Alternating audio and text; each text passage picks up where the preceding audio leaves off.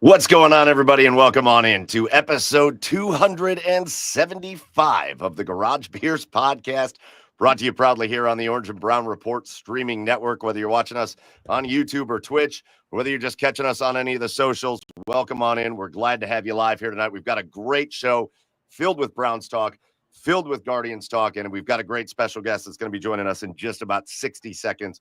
So we're very excited for this episode. Before we get going, though, make sure you get over to the OBR.com and hit subscribe. It is the heyday right now for the OBR, the oldest and largest Cleveland Brown independent coverage site in all of Cleveland.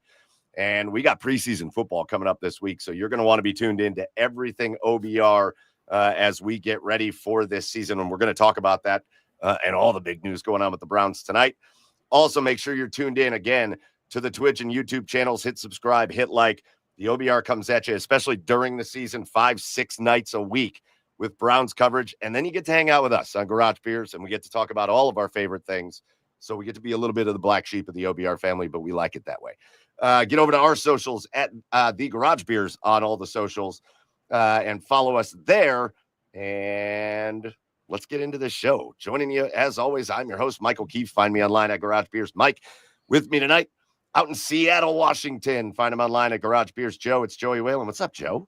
I'm going to question it again this week, man. The commitment of Chad to the podcast. Where's he at? Chad's lack of commitment is frustrating. Yeah. And I understand. How dare he miss 1 week of the show? I understand the frustration from your end because you're here every week. Every single week. So I get it. I get it. Now, you will see our buddy Chad Meyer not in studio here tonight. He is up, I think he's in Bar Harbor, Maine, having a great family vacation. I've seen a lot of pictures. Looks a lot of fun. I also know he's drank about 47 beers today. Great. And I know the wife and kids go to bed early. So I bet you sometime around 9:45, 9:50, Chad Meyer is going to pop up somewhere in here and we're going to bring him in. But again, great show planned for you. We're going to get into some Guardians baseball a little bit later. Right now, the Guardians up 3-2 in the bottom of the seventh against the Mets, looking to take that series tonight. That would be huge. We've got a couple other topics we'll talk about later, but we're going to kick things off with our special guest. And you know our special guest kind of from all over the place, really. I first came to hear when she was a part of when we had the friends from the That's What B Said podcast, which I missed that. I feel like Deshaun Watson killed that, and that's a bummer. And now you can find her at 92.3 The Fan, the Browns Radio Network. She kills it on the socials. She kind of does a little bit of everything. And we're going to bring her in right now. Welcome on in to the Garage Beers podcast for the first time. Shame on us. To Meredith Kain. Meredith, welcome on in. Hi, guys. What's going on? Oh, not too much. Staying up past my bedtime for you. That's all. Yes, because you have early mornings. I do. Yeah, during football season, I usually wake up super early to get everything done before I have to get to work. So it's just like, because if I don't get it done early, it doesn't get done at all. So, yeah. Are we talking about work at 92.3?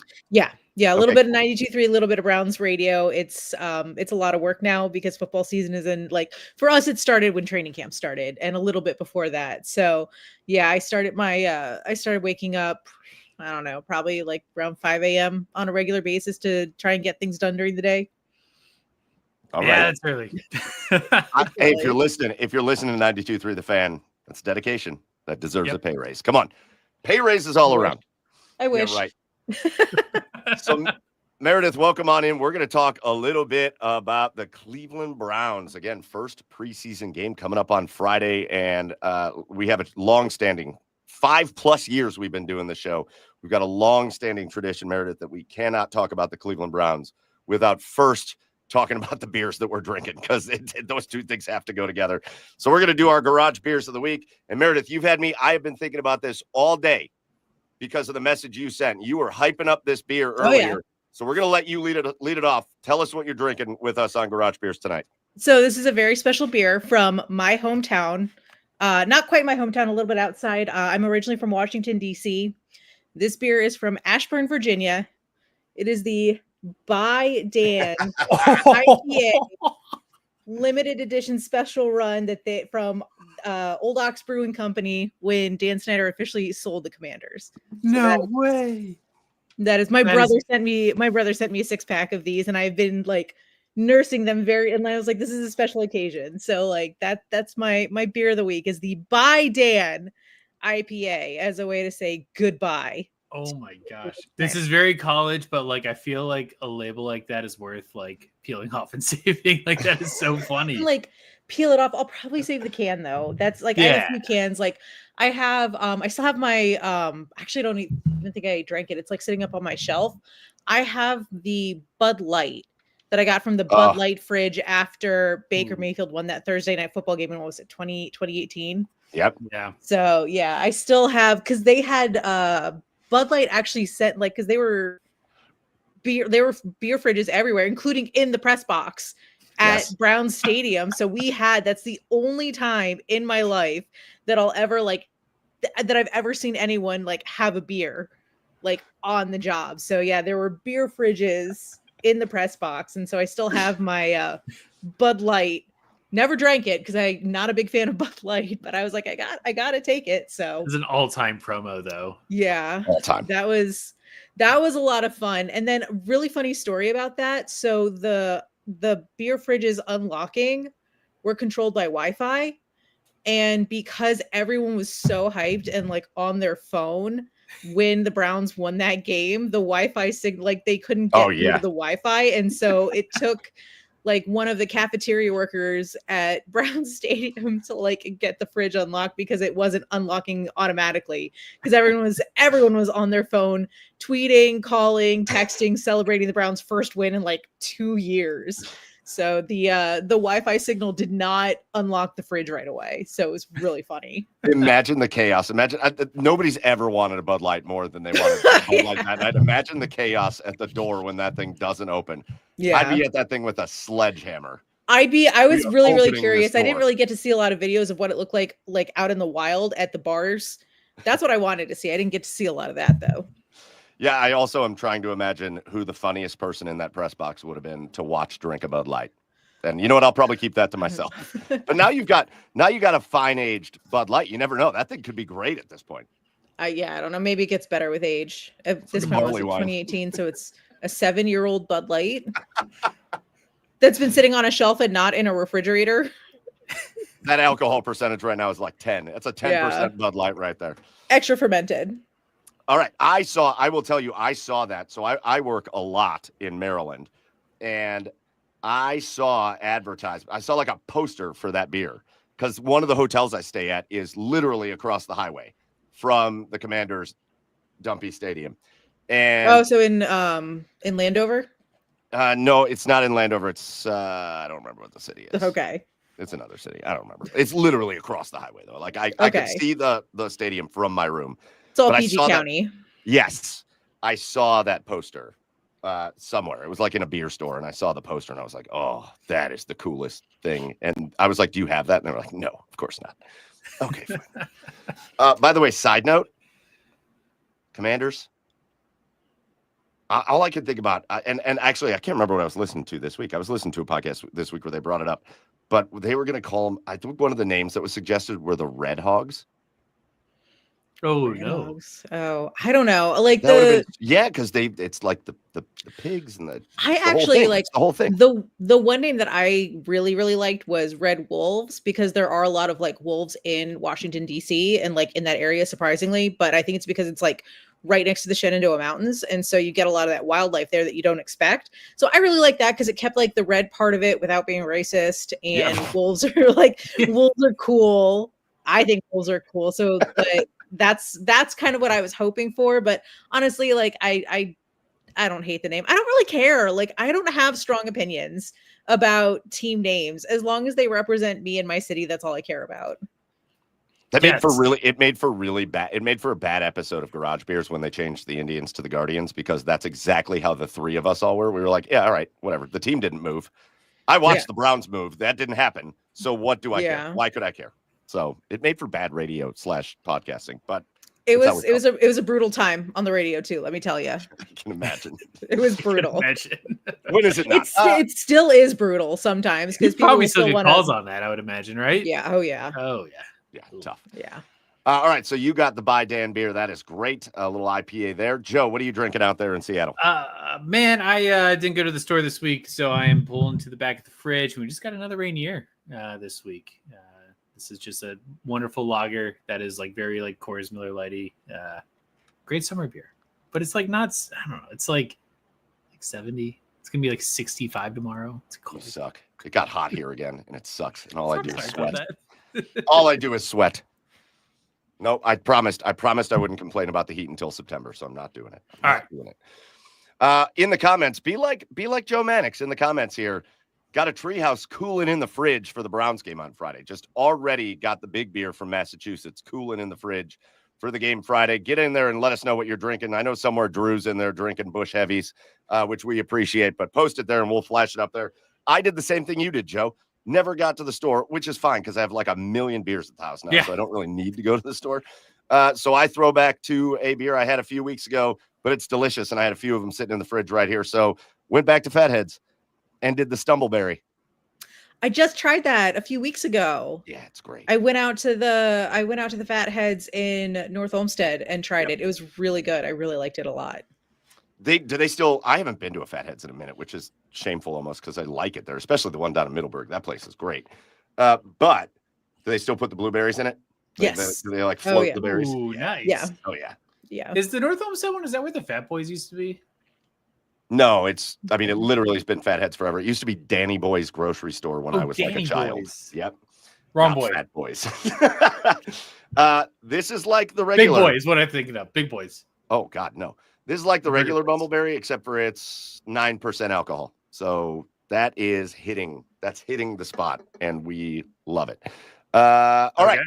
Those are our Garage Beers of the week. You keep putting yours in the comments, and now it's time for us to really dive into episode 275 of the Garage Beers podcast with our special guest you see her here, Meredith Kain. Go follow her online at MK on Sports.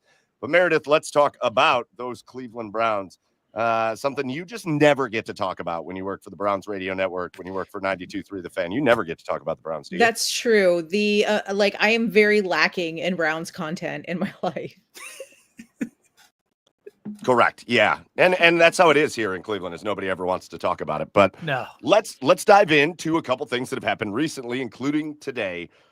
And I think my favorite thing going on in Browns world right now is that no matter what the news is, and this is good for sports talk radio, but it's wild to watch online. Whatever the news is, whatever happens, it's big explosive feelings out of everybody right now. No matter what happens, just big, massive exploding feelings. And that happened again today because word came out today. Mary Kay Cabot reported it this morning. Shedeur Sanders is starting for the Cleveland Browns on Friday against the Carolina Panthers. And there have been a lot of takes on this. First of all, Meredith, Joe, first of all, your thoughts on that, knowing what's going on. And then Meredith, especially for you, as you worked today, what's your favorite thing you've heard from somebody on this topic? Oh my God. Well, I'm actually kind of surprised. Well, it's kind of hard to tell if they're starting Shedeur because that was plan A, or they're starting Shedeur because Kenny Pickett and Dylan Gabriel may not be ready to play on Friday because they've both been dealing with hamstrings, and Joe Flacco doesn't really need to play. Like, they know what they have out of him. They know what he's capable of. He's good for 4 to 6 wins. like that's it. So it's hard to tell if starting Shedeur is because that was in the plan, or if that's just because that's kind of the situation that they got catty-cornered into.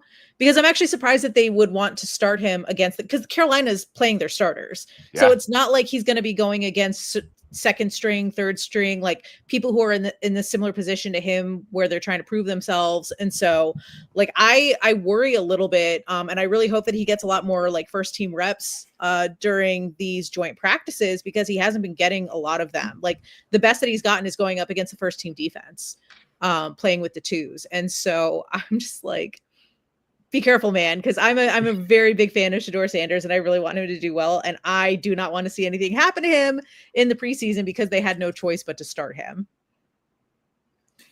Yeah, if he's going to be in a position too where I kind of feel just gut reaction to this is that this is a situation where it was not plan A. It's just, like you said, Joe Flacco doesn't need the preseason start.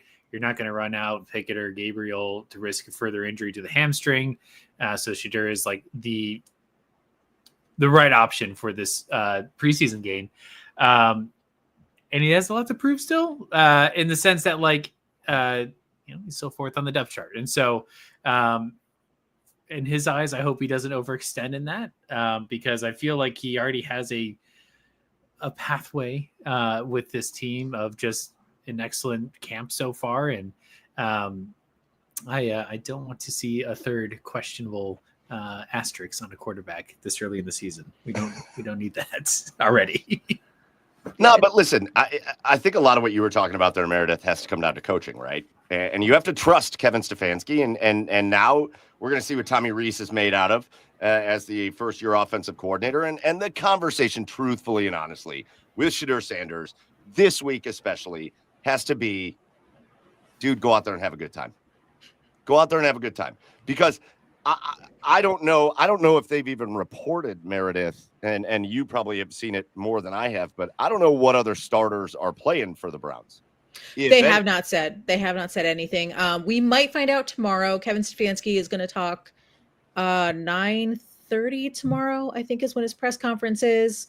So he might announce it tomorrow, or honestly, we may not find out until they send out the injury report 90 minutes before game time on Friday. So it's like we could know tomorrow, or we may not know up until like almost game day. So it's Kevin Stefanski has always been kind of secretive about his plans. And when I say secretive, like he doesn't really he's not like Dave Canales, who came out last week and was like, oh yeah, starters are going. Right. So, he's always held things very, very close to the vest until he feels like it's a good time to announce it. So we might get it tomorrow. We may not. Hopefully we'll get it tomorrow.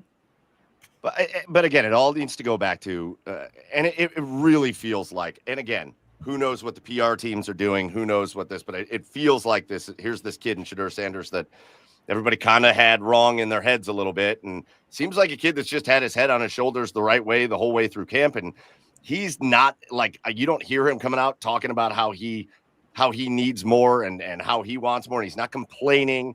And he's just like, he's working with what he's got and he's putting himself into it. And so for that, you have to think, all right, he's got a pretty good head on his shoulders. He can handle going out there, and maybe he doesn't look great because maybe the Browns don't play Joel Bitonio and Wyatt Teller and Jack Conklin. And now here come the first team defensive line guys for the Carolina Panthers going up against the backups. And I think a lot of it is just, it's got to just come down to, hey man, here you go. This is why you're here. And maybe you didn't get all the first team reps, but this is why you're here, to be a Cleveland Browns quarterback, and you're going to get a chance to show something at this turn. I think you can always fall back with Shedeur Sanders on the fact that he's a 5th-round pick, that there's a lot of doubt on whether he's really going to make it in the NFL as a really good starting quarterback, which is why you saw him fall to where he fell, among other things. But here it is. Here's your shot. Go take advantage. I'm super excited for him. And honestly, we don't even know how much he's going to play. Like, he literally could be going in for like a series or a quarter. And then, you got Snoop Huntley in for 3 quarters, or maybe they are feeling confident with Dylan and his hamstring injury. And so they're like, okay, maybe we can put in Dylan Gabriel for a little bit. Maybe we can put in Kenny Pickett. We don't know what their availability is going to be. And so we have no idea if Shedeur Sanders is going in for a series, a quarter, a half, or what. So truthfully, I kind of hope that they don't play him too much. I don't want to see him overextended, but I love that you talked about his level-headedness, because that's one of the things that has been the most impressive about him, is just how down to earth he is. Because normally when you have, I hate using the term Nepo baby because there's like a negative connotation with it, but I mean, he is a Nepo baby. And typically Nepo babies are not that grounded and down to earth, but he really is. And he's so charming and he's so kind, and he always makes time for anyone who wants to talk to him. He's always out there signing autographs, talking to kids, talking to adults. Like, he has been so impressive with the way he carries himself, the way he acts in press conferences, the way he's acted on the field. So, I mean, other than a speeding ticket. He's been great. He's been so great. I'm a huge fan of his. It is wild that every time you talk about how you think he's been impressive, because I've done the same thing, some idiot always has to jump in the comments and be like, yeah, well, what about the speeding tickets? You sound like such an idiot. You sound so stupid. Yeah, honestly, like if the worst thing he does off the field is drive kind of fast, but then he like says, okay, maybe that was a mistake and slows down. Like, I'll take it if that's like the worst off the field thing that he does is maybe he's driving a little too fast, like compared to other things that can happen off the field. Because we know off the field things that have happened with the Cleveland Browns that have been not great. Like, I'll take a speeding ticket. Yes. It's wild that still makes like news though, as like a speeding ticket for a player. Like, I feel like that one's kind of a stretch, unless you're going like 190 and a 25. Like, I think he was cited for going 101, which is dangerously fast. It's too fast. It's all right. Also, like, I kind of have a theory on that because I do think it, like, I'm pretty sure the Sanders family is from Texas. Like, I know they live in Colorado now because Dion works for the University of Colorado. But like, I lived in the South for a while. Like, I lived in Tennessee, and they just don't care about speeding down there. Sure don't. Like, as long as you're not hurting yourself or other people, if you're speeding by like 20, 30 miles an hour, they really do not care. So I almost have this, like, to me, I'm almost wondering if like Shedeur Sanders is like coming to a place where speeding does, like, people, like the cops in Ohio care about speeding. Correct. They don't want you to speed. So to me, it might have just been like a culture shock thing where he's used to an environment or a state that doesn't care about, and plus Texas is massive. Like, you almost have to drive 100 miles an hour just to get across the state in a reasonable amount of time. So like, that's what, like, so to me, when I saw that, I was like, oh, he's from the South. He probably doesn't understand that speeding is something that can get you into trouble up here. And now that he knows, as far as we know, he hasn't had the issue since then. And that's all you can ask, right? It's like, you learn from your mistake. Yeah, listen, it just don't do it again. Don't speed. And you're fine. Don't speed. Just don't do it again. It's fine. And you know what? Frankly, just have somebody. Well, he hasn't made that contract yet, so I can't say just pay somebody to drive for you because he's not making that money yet. But you do things the right way, you'll get there. You'll get there, Shedeur. Okay, real quick, because I don't want to make this all about the quarterbacks, but it's everything everybody's talking about. So Meredith, give us your sense of how this thing, now that we're getting to that first preseason game, I think a lot of people, it's just the continuous conversation of what do we think this is going to play out as? Because I really personally cannot imagine that they are going into this season with 4 quarterbacks on the roster. I don't think there's any reason to do that. I think there's a laundry list of reasons I don't think that's going to happen, including previous history with these guys. So now that you see it, I think a lot of people are going to come to the senses. They've released the first depth chart. Joe Flacco's on the top of it. I think we're pretty much just there at this point that Joe Flacco is going to start the season at quarterback for the Browns. That's what all the signs are pointing to. Yeah. So it comes down to what's your gut telling you as to what's going to happen with Shedeur Sanders, Dylan Gabriel, and Kenny Pickett? Well, I think that the rookies are going to honestly, I think all 4 of them are going to make the roster because that's what happened last year with the Browns. They had 4 quarterbacks on the roster, including Tyler Huntley. And I think they were trying to use Huntley as a trade piece. And when that didn't really materialize, they released him from the roster. So it's a very real possibility they could be doing the same thing this year, but Kenny Pickett might be that trade piece because, I can't see them getting any kind of value for Shedeur or Dylan just because you don't know what you have in them yet. So there's no way that you can trade these rookies that have never seen like a regular season snap. So I actually think they're going to carry 4 quarterbacks on the roster. They may not have all 4 by week 1, but after that cut down to 53 men, like I think that at least at that point, I think there's going to be 4 of them on the roster. It'll be interesting to see how long Tyler Huntley makes it on the Browns, because right now they have 5 active quarterbacks on the roster. So and Tyler Huntley is kind of just, I think he's just there to make sure that like they're not overextending anyone too much to make sure that they have that training camp arm. So I mean, that's the unlikely scenario, is seeing all 5 of those guys make it past cut down day. But I would not be surprised if there are 4 quarterbacks on the 53 man after cut down day. I think it's first of all, can we just say this? Can we get this out there? Because again, I talked about big feelings with Browns fans. The explosion of feelings and emotions that I saw happen last night when it was announced that Snoop Huntley's coming back. I thought it was a joke. This explosion. I like because I saw the Adam Again? Schefter tweet. I saw the Adam Schefter tweet, and I was like, "Is this really Adam Schefter, or is this like a prank account?" Right. Like, and then I was like, "Oh no, I don't follow these prank accounts. I block them all, so I don't see them." So I'm like, "This is really Adam Schefter." I was like, "Okay." And like at first I laughed, and then I was like, "Okay, it kind of makes sense," especially when 3 out of your 4 quarterbacks have been dealing with injuries through training camp. I was like, yeah, no, it makes sense because the last thing they want to deal with is having to put another quarterback on the IR. Like I'm sitting there, I know the Browns have not earned themselves a lot of favors over the years, and I know they haven't earned a lot of the benefit of the doubt, but come on now. Like, there's a very clear reason why Snoop Huntley is here. It's very obvious why he's here. We didn't need to all get mad about it. We didn't need to get mad about it that he's here. Well, I thought it was hilarious this morning when Teddy Bridgewater announced that he's trying to come back to the NFL. My first thought was, are the Browns going to sign him too? Sign him up. Might as well.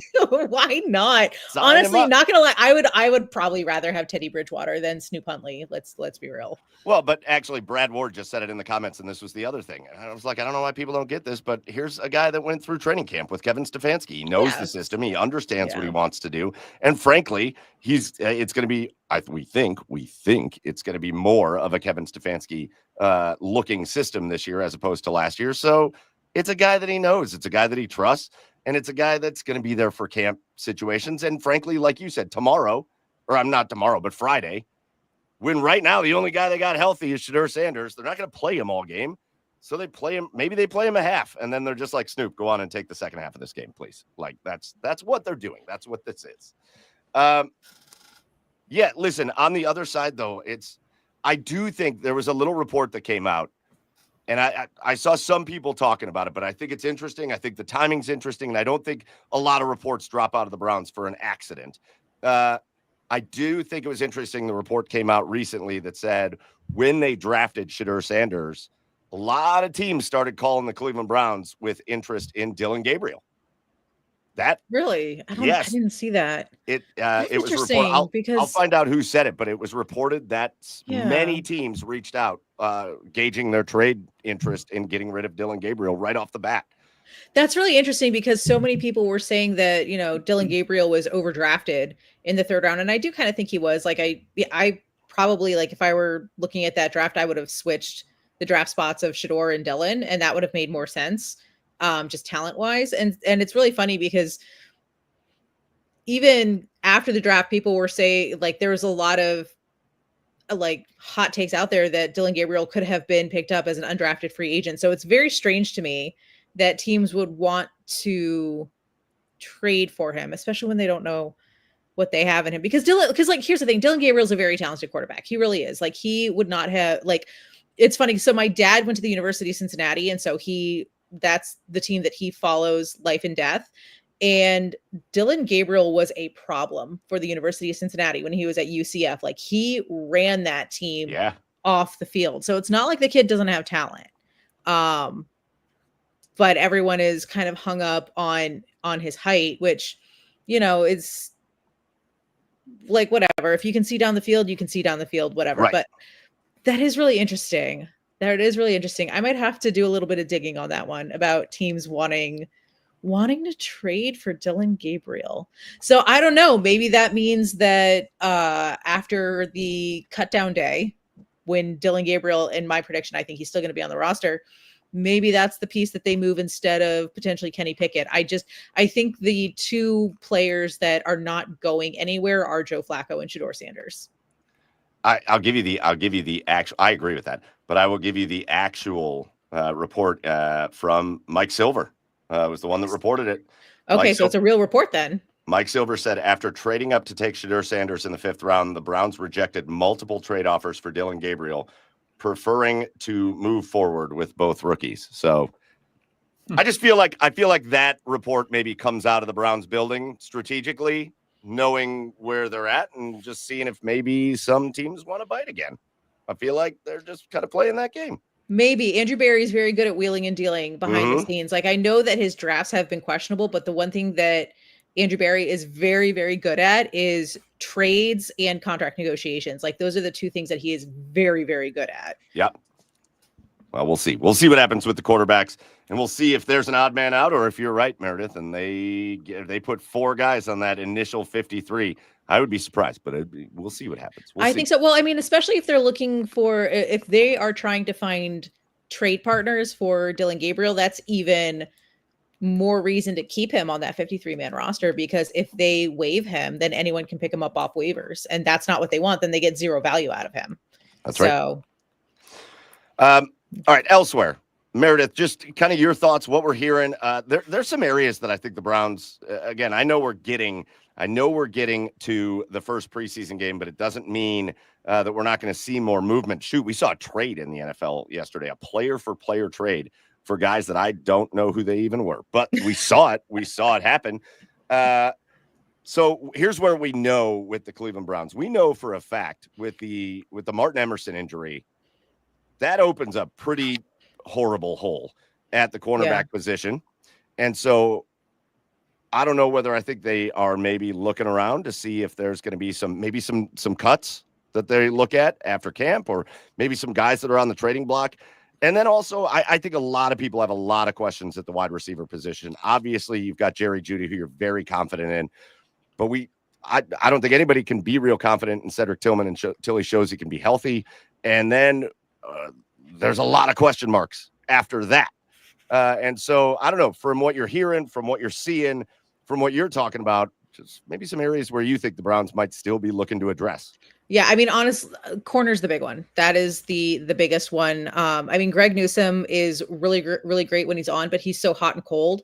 And, you know, both him and Denzel are injury prone. And so when you have Jordan Hicks retiring, when you have MJ out for the season, and we don't even know if JOK is ever going to be able, like, I hope he can, but like that defense has suffered some really, really horrible blows over the past 2 years. So honestly, I feel like that's probably the position that the Browns would want to address first if they're looking at either trades or at whoever gets cut. I don't think they can afford Micah Parsons. Unfortunately, that would be great. Kid Wilson just brought it up. He wanted to trade Miles for Parsons. That's a wild suggestion, Kid Wilson. No, wild. No. I mean, honestly, if you like, this defense would need both Myles Garrett and Micah Parsons. I just don't think they can afford Micah Parsons. Not necessarily because of what he's asking for, but I think it would be, I would put them over the cap. So I don't think that they can afford him. But yeah, that corner is a position of need. And then also like running back might be more of a position of need than wide receiver, because I could see them using Harold Fannin in a receiver type, like, you know, that 1-3 offense, that, you know, that 13 personnel that Kevin Stefanski loves so much, with Harold Fannin kind of being that like second receiver on the offense. So I would almost think they would need to look at running back first, because I was under the impression that Quinshon Judkins was going to, you know, be in as that RB1 to replace Nick Chubb. And at this point, we don't know if and when he's even going to hit the field. So those are probably the two biggest positions of need is corner and running back. I expect them to address corner first, because there's ways that you can manipulate the offense. And that's one of Kevin Stefanski's specialty, to make up for a lack of running backs, to make up for a lack of receivers, especially when you have tight ends like David Njoku and Harold Fannin. Like, there are ways that they can design this offense to make up for those holes, but you can't make up for those holes on defense. So I would expect them to look at corner and linebackers first. Can I just throw out there that in the city of Cleveland this year, it's been hell.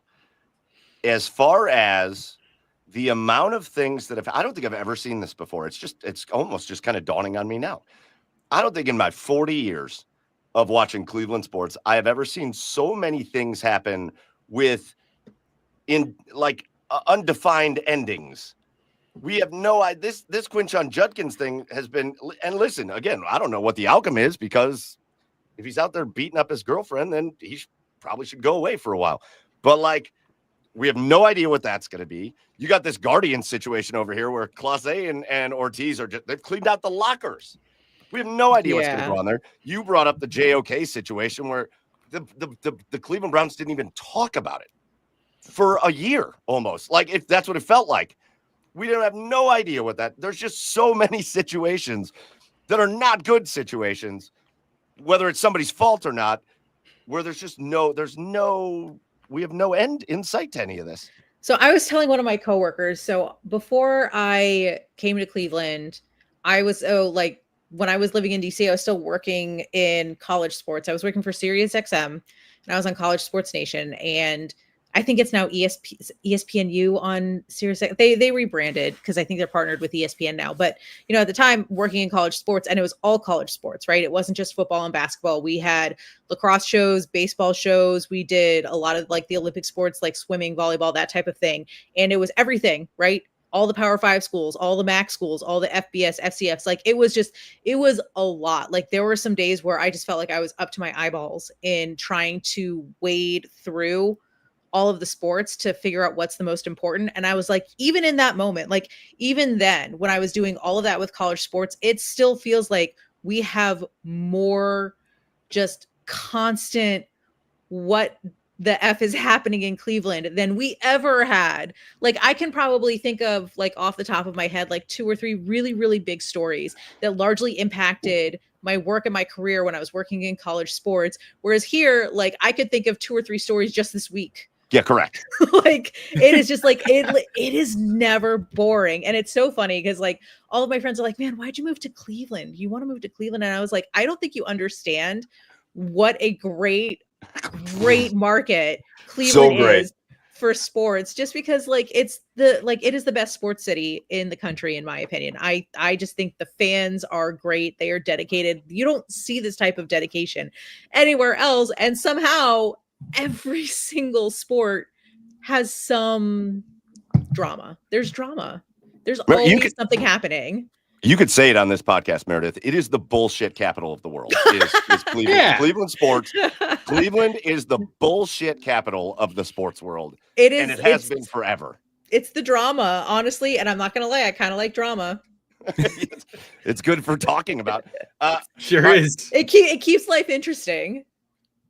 So Meredith, a couple quick questions, then we'll get you out of here because we know you got an early bedtime and an early rise time. So go to the Browns for a minute. We're going to do that. We always do the schedule game. We'll do our predictions and all that. That's not what I'm looking for. But talk to me for a minute about, and Joe, I want to hear yours too. What's the floor and ceiling here? Now that we're getting into the preseason, now that we've learned a little bit about this team through camp, we've had some very surprising names pop up.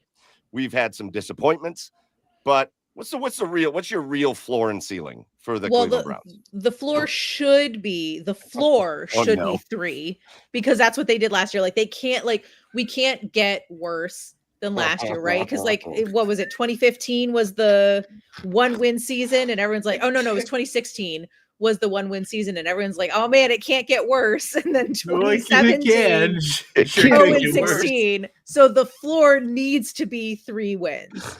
The floor needs to be 3 wins. I just want you to know, I'm going to go on Twitter and I'm going to put quote, "It can't get worse," quote, Meredith Kain, and then I'm tagging freezing cold. I'm tagging freezing cold takes.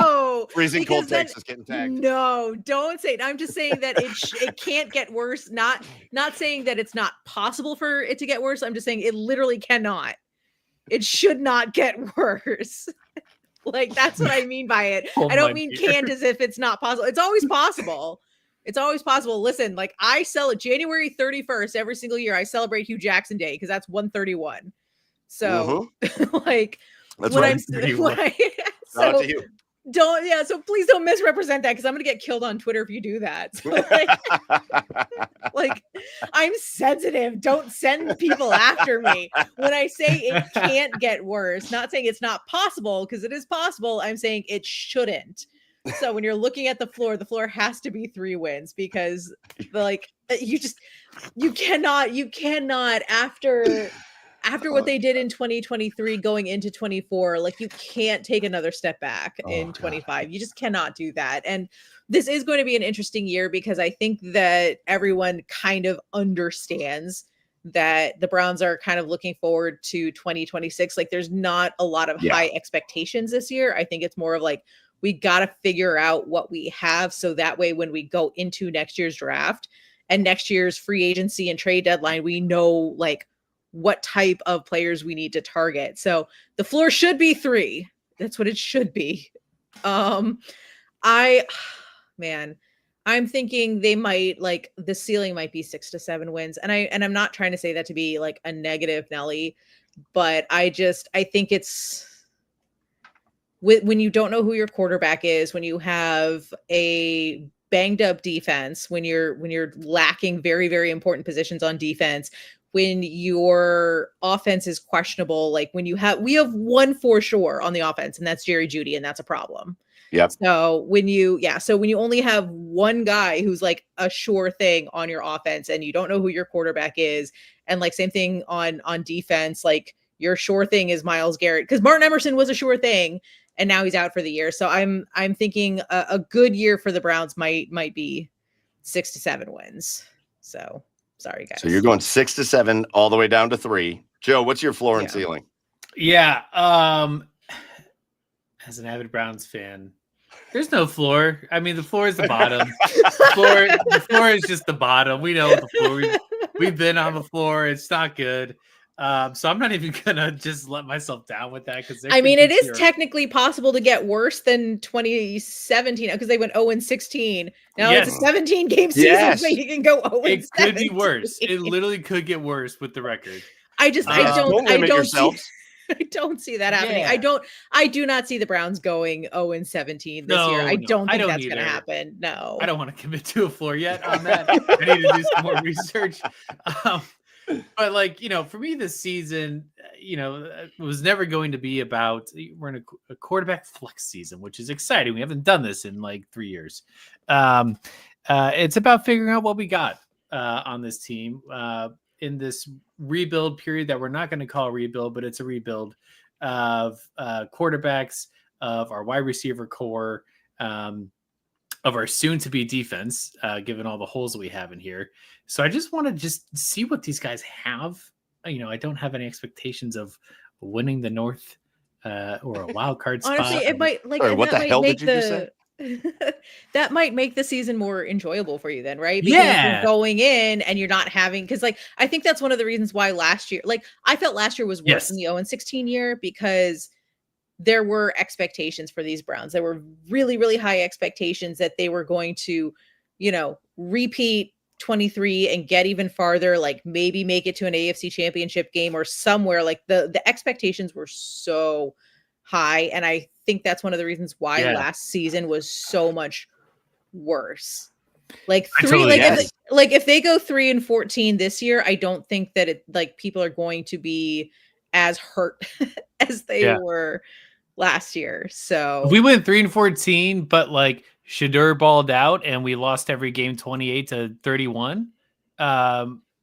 I'd be so pissed at that defense. I'd be so pissed at that defense. Yeah. But then we'd be looking at this roster and be like, well, we didn't have Emerson. Maybe someone else got hurt in the season. We obviously didn't have JOK. Like, there's questions about this defense that you cannot have high expectations going in right now. Honestly, and I think like as long as the Browns offense can score more than 20 points, because I think they only did that, maybe once last year. And it took them until like the end of the season to do it. Yeah, there was one game where they scored more than 20 points. Uh-huh. So maybe that could be like another, I don't know if you want to say it like a floor, but that should be a goal. Yeah. So like if they're losing every game, but they're scoring at least 21 or more, maybe that's something that you can be positive about, but it's very hard. It's very, very difficult because of how many question marks are surrounding this team, because I don't think that a rebuild is the correct way to phrase it. I'll steal this from Mary Kay Cabot because this is what she calls it. She calls it the fact-finding year. And I think that's a better way to frame it than rebuild, because the Browns are where they are. And they just need to, because they're not actively tearing anything down to the studs, because they are trying to add, and they are trying to, like, they're not tanking for draft picks. They are trying to add talent and to add people who are going to be on this team long term. They're trying to find their franchise quarterback. So I think that fact finding is a much better way to frame it than rebuild, because they're not tearing anything down. They're still like, they're not rebuilding, they're just building. Well, it's also tough to tear things down when your core kind of leaves as well. Like, you know, Nick Chubb going away, obviously the Deshaun Watson thing.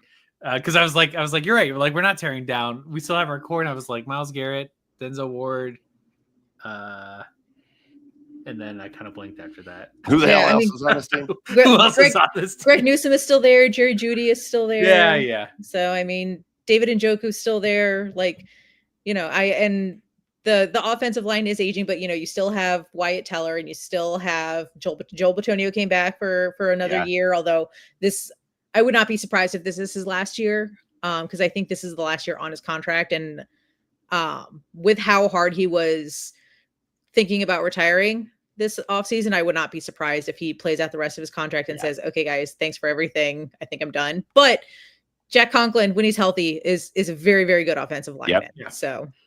And you got big, slim DeJuan Jones this year. I can't wait to watch. Listen, yeah, that's another guy. When he is healthy, he is he's a really powerful offensive lineman. When he's healthy, let's just hope he can stay healthy.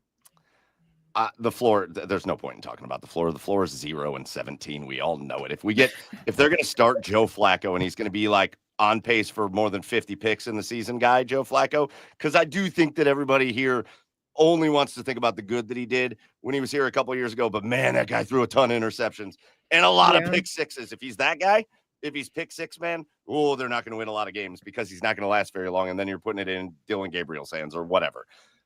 But I'm also going to say this for me, for the ceiling, I think I'm not saying I think they're going to do this, so don't get me wrong, but I think absolutely this could be the same kind of team that won 11 games a couple of years ago. A team that won that 11 games with Joe Flacco for the most part, and PJ Walker and Dorian Thompson Robinson. What was it, 4 or 5 different quarterbacks that started for them that year? That's a lot. And the defense was awesome. And the offense figured it out when they needed to. And I think there's just a lot of similarities. Again, they didn't have Nick Chubb that year. You don't have Nick Chubb anymore. The running game for them was terrible that year, and they figured out a way. So if you get like decent Joe Flacco, not the guy that we saw in Indianapolis, decent Joe Flacco, and you get, like Serge just said it in the comments, some timely offense. And I do think it's going to be a very underrated part of this. But again, I brought it up before. A more Kevin Stefanski offense, which you brought up Harold Fannin before, and then you brought up David Njoku. And those guys are going to be on the field together a lot at the same time, a lot. And that's going to be very dangerous for the Cleveland Browns because Kevin Stefanski loves him some tight ends and he loves figuring it out. And he's never had 2 guys like David Njoku and Harold Fannin before. So if he can get his offense implemented with those guys, I think they can score some points. I think the defense, I'm very excited for some of these rookies. I cannot wait to see Carson Schlesinger out there. I'm going to hate saying his name, but I can't wait to see him out there. I think the ceiling for this team is that they can win as many games as they did 2 years ago. I'm not going to project that. I'm not going to put money on that. I mean, that's a high ceiling. You know what? I like the optimism. I like it. I like the hopefulness. The hopefulness. A lot of hope and optimism in that statement. There are facts to back some of that. There are facts to back that up. But like I said, I think I honestly think that this season is going to be more enjoyable because it's that like fact finding season. Yeah. It's like, let's see what we have. Let's see what these rookies are capable of. Let's see what things look like when Kevin Stefanski takes the offense back under his wing. Like there's a lot of things to look forward to. And I think that Joe, I think you said it right, that like if they're balling out, even if they're losing, that's going to be a lot more enjoyable and a lot more exciting because that's going to show a lot of promise and that'll put expectations on 2026, but that's hopefully expectations they'll be able to meet. Yeah. That's right. All right, Meredith, you got to go to bed, but I gotta say this one last thing to you, and I want to hear your thoughts on it because if I don't say it, our buddy Chad, our third co-host here, will really yell at me because he talks about this all the time. Chad glowingly raves about Virginia Tech football games, Lane Stadium, And he constantly on this podcast for 5 years has said it is the absolute best college football environment that he has ever seen. How right is he? 100% correct. 100% correct. Like, listen, there is something special, especially like on a Thursday night. If you are in Lane Stadium on a Thursday night, when the lights are on and there's like fireworks going, and then all the lights go out, and then all of a sudden you hear Enter Sandman start playing, and you have how many people does that stadium seat? Like 70,000? Just all start jumping in rhythm, especially with the band there. It's just, there is something so magical and so special about Lane Stadium, especially those Thursday night games. But like that Enter Sandman entrance never gets old. It never gets old. Like even in my like ancient age of what I'm 35 or whatever, I'm still jumping every time I hear Enter Sandman. So like it is, yeah, there are a lot of really, really good college football atmospheres out there. And I am completely biased because I went to Virginia Tech. I am an alumni of that university. But there's something absolutely special about Lane Stadium. I have nothing but good memories there. I went there, even post graduation. I haven't been there in a while, but even the games that I went to after I graduated, when I was going back down there with my friends, it was just, it is really, really special. I love it. Had to get it out there. Had to let you give it a shout out. Meredith, this was awesome. And I'm sorry it took us so long to have you on, but it won't Thank you for having me. It won't take us that long to have you on again. We really appreciate you. We love everything that you're doing. Keep up the good work. Try not to put too many hours in, but man, enjoy everything that you got going on at 92.3 and Browns Radio and all the good stuff you're doing. Go follow Meredith again on Twitter at MK on Sports and Meredith Kain. We appreciate you, and we'll do this again. Thank you so much for having me. This was a lot of fun. All right. We'll see you later, Meredith. Hi. How about Meredith Kain? Again, I'm almost ashamed to admit how long it took us to have Meredith on, but she is awesome. And I always have an affinity for somebody who adopts the city of Cleveland and then really just buys in. And that's what Meredith did. So big shout out. You see it. Yeah, hard to do. You see it in the comments. Everybody enjoyed having Meredith on, and we did as well. So again, go follow her at MK on Sports. And again, our big thanks to Meredith. So that's Browns. That's Browns. We'll watch them Friday. Yeah. And again, make sure you're tuned in to everything OBR, because I'm sure we'll do the post game show on Friday. We'll talk about everything we saw, and I'm excited. This is the last thing I'm going to wrap the Browns up with, Joe, before we get into our asshole of the week. I think rightfully so. Chad has talked about it a lot. I think you probably feel the same way. I have felt the same way for the most of the offseason. There haven't been a lot of seasons in Browns history that I have felt less excited going into the year than what we're kind of getting ready to experience. But I have found my excitement level starting to ramp up, and it's not because of wins. It's not because I think they're magically going to be some kind of contender. I think if for some reason Joe Flacco balls out and they are a contender, that's great. I'm not putting money on that. Just wait till we do the schedule game. It's going to be disgusting. But I do think for the first time in a little bit, it's the young kids that have me like jonesing for this. And the Quinshon Judkins thing kills me because he'd be part of that. But like, I cannot wait to watch. We didn't even talk about Mason Graham, the 5th overall pick in the draft. I think he's going to be a stud. Harold Fannin and Carson Schlesinger and Dylan Sampson. And the quarterbacks aren't even a thing really for me at this point. But I think they added players at positions, at areas that they're going to be able to impact the team from day one. And I'm so excited. I legitimately think some of the rookies, if you took last year's record and just added the rookies, I think they might be able to add. I think you might go from 3 to 5 wins just with the rookies. Like I'm very excited. Joe, you're muted. Before you even start talking, you're muted. So I just want to make sure you know that. Thanks. My mic got unplugged. Oh, no. Yeah, I totally agree, man. And also, we just don't have the burden of Deshaun going into this season, which I think is just a huge, it's a huge weight off, I think, everyone's shoulders, where it's like, okay, like we can refocus on this team now. And like, we knew last season what it was. It was a letdown from a performance, from a record perspective.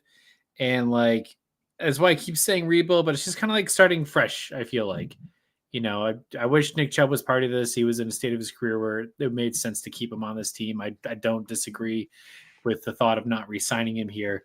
But you still have Myles Garrett that's just absolutely living in his prime right now. Like, this is a fun team, a fun group of talent to watch. And, if they are competitive in these games, if they're going out and we're seeing some cool things from rookies to give us something to look forward to, I think that's the win for the season. Hopefully wins come along with it. But that's where I'm setting my bar, and I'm excited for it. Here's the other thing. And Serge, I love that you just put this in the comments. Serge says, I'm excited because it feels like Kevin Stefanski can coach more his way this year. And then followed it up with saying, and I think he's a good coach. I've said it a million times. I'm a huge Kevin Stefanski fan. I think he's a great coach. I think he's earned 2 Coach of the Year awards. And I think there's more in his future. But I also, for everybody that wants to put him on the hot seat, I think this could be the first year where I might be willing to do that, because I do agree. I think Kevin Stefanski is going to put his fingerprints back on this team. I think he tried last year to say, all right, well, let's bring some other voices in, and it sucked. Yeah. So now he's going to get a chance. And record notwithstanding, if the team just looks like shit, but it's Kevin Stefanski's system again, and like you could tell he's running the show and it looks like shit, okay. Yeah. Then maybe now we know we got to have this dude on the hot seat. But yeah, I am excited for him to put more of his stamp on the team and just dive back into what he does best, because when he does that, the team performs better. Oh, and on the offensive side, we haven't had this for a long time, but 2 tight ends that can catch. It to me. Give it to me. That's his go-to. That's what made him so good at Minnesota. Give it to me. That's exactly what we wanted for if we haven't been able to see it with the Deshaun years, because he has a different playing style than what Kevin Stefanski wants to put in. And so I think they did the right thing by bringing in those other voices and other different types of schemes to fit in here. And I don't think we saw what Kevin Stefanski was. And, maybe we'll see it this year. Maybe it'll be bad, and then we'll know, like you said. But hell yeah. I don't think that's the case with him. I agree with you. I think he earned both of his 2 Coaches of the Years. There's more in his future. That's the guy I want at the helm right now. And I'm excited for it. Yeah, I am too. I'm getting excited. All I can think about offensively, all I can think about is sets out there with Jerry Jeudy, David Njoku, Harold Fannin, Jerome Ford, or Dylan Sampson. I would love to say Quinshon Judkins, but fuck. And I don't know. I would love for them to maybe pick up another wide receiver somewhere. But give me those offensive sets, and I think they're going to do damage. And give me Joe Flacco, and I think it's going to I think they're going to give Joe Flacco a lot of easy throws. I think David Njoku and Harold Fannin out there together give Joe Flacco a lot of easy throws. A lot of easy throws. I also think I don't want to count out Deontay Johnson this early in the season. Obviously, there's a lot of question marks around him, and I always forget to bring him up. That's my fault. Yeah, but he could be a surprise.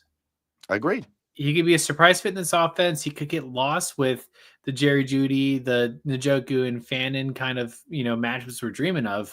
He could be the go-to guy. He could be the Jarvis Landry type receiver of this team that's just always getting these short yardage passages there, or he can stretch the field too. So I don't know. I think there's a lot of potential with him. And there have been reports out of camp too, and this should get you excited if the kid can stay healthy.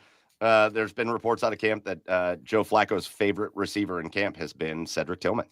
It's been his go-to guy. When he needs something, he looks to Tillman. So listen, I think I'm starting to allow myself to get excited. Again, when we do the schedule game, is it going to reflect in me picking them to win that 11 games that I think is their ceiling? And I really do think that's their ceiling. No, hell no. Hell no. Hell no. No.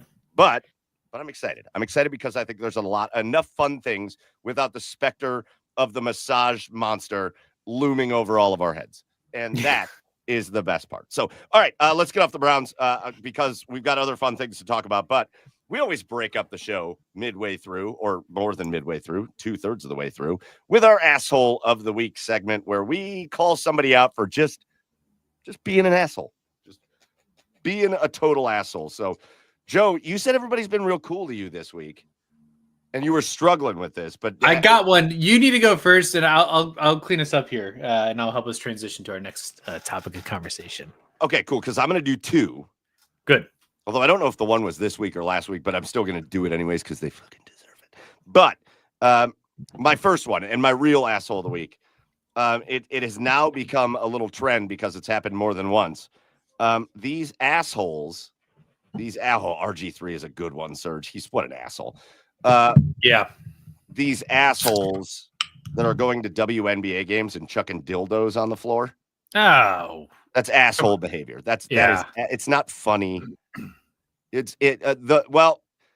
The people that think it's funny are the lowest form of human person. It's not funny. You're being a douche. And you know what? It makes you an asshole because of like what you're doing and like what you're trying to say. But also, you asshole, you paid for a ticket to get in, you stupid idiot.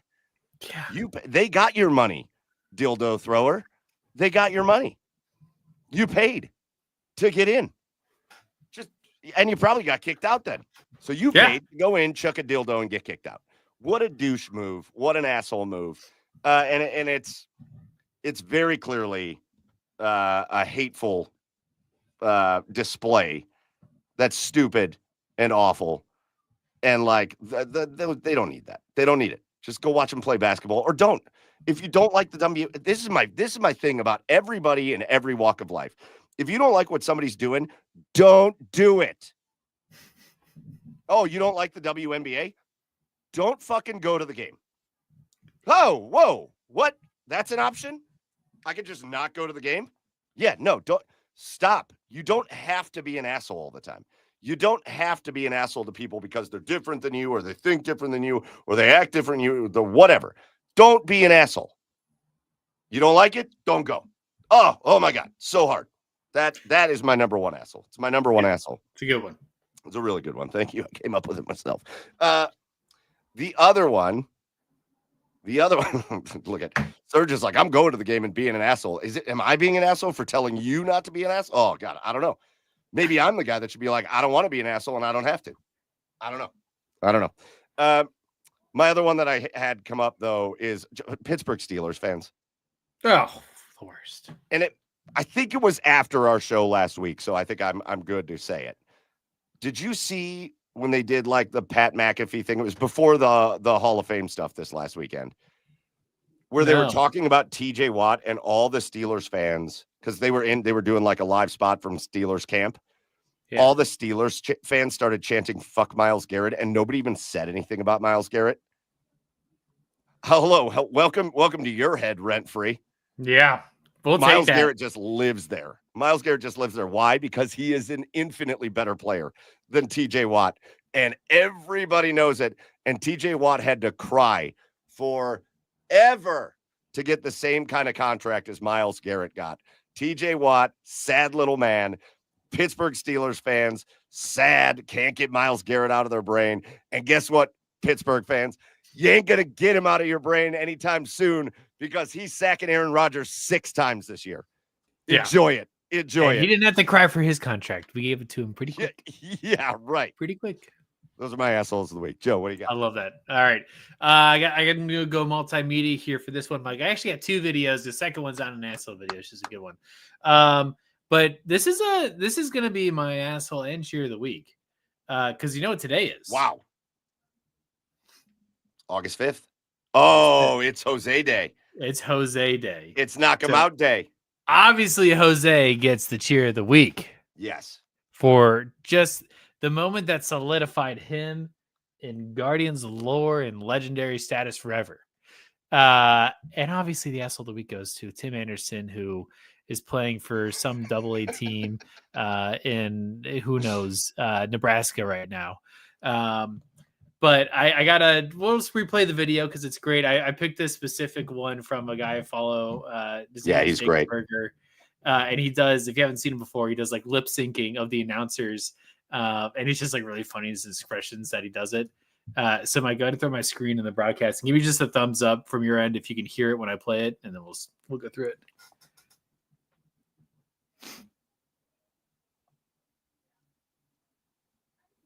Are you doing this? Do we have to add it to the stage? Yeah, add it to the stage. Yeah, there it is. There it is. Give me a thumbs up if we're good. Oh, I can't even hear it. Oh, there's no sound. To first by There the it is. diving Vaughn down the right field line, kicks into the corner. Ramirez on his way to second. Head first slide, safe, and in to score is Jimenez. And another hustle double. Right over the bag at first. Now Hosey and Anderson square off. They're fighting. They're swinging. Down goes Anderson. Down goes Anderson. Ramirez went in with a head-first slide. Hosey never gets upset about anything. They came up chewing. Anderson squared off. Hosey decked him. I don't know if you saw, but Hamilton in like talking about his Hall of Fame induction brought that guy up. Did he really? Yeah, he's I guess his kids and stuff have shown him the video. The guy's really funny. I kind of got mad at him at first because I thought he didn't really appreciate Tom Hamilton, but then he really does. Like he made a post specifically about Tom Hamilton or a comment or something saying like he's like, I have so much respect for him, like he's my favorite person to impersonate in this. Like yes. Yeah, it's all love for that. But man, what a legendary just moment in Cleveland sports history. And so screw you, Tim Anderson. Cheers to Jose Ramirez. What's the next video? Are we doing the next video or are we moving into the Guardians? Yeah, it's just going to go into Guardians. It's Cleveland-esque. It kind of touches little Browns and Guardians. But I also found these like fan therapy videos. These are very funny. Really funny. All right, Fred, how do you again? It's good to be back. It's good to be anywhere. All right, so tell me, Cleveland. Cleveland. What's going on in the scene? What's on the land? What's in the land? What's going on? What's not going on in the land, you know? I feel like you're being avoidant. No, I'm not being avoidant of anything. It's just a nice time of year where there's not really much happening. When there's not a lot happening, you can't get hurt. When it's not happening, then the things that happen that hurt you don't happen. And that's nice. I like that. Yeah. Smart. I'm getting a lot of hurt from you right now. Is there anything that you feel like is weighing on you today? All the teams. It's baseball season, but that's really like just off season for everything, you know, because the Guardians are average. You know, they're not good. They're not bad. They're not really anything. Do you feel like you're something? There's a moment in time right around Labor Day where the Browns and the Cavs haven't lost anything. And that's the sweet spot. No wins, no losses, just nothing. And that's my fandom right there. Nothing. I want nothing. And I expect nothing. And thus I receive nothing. Thank you. Thank you.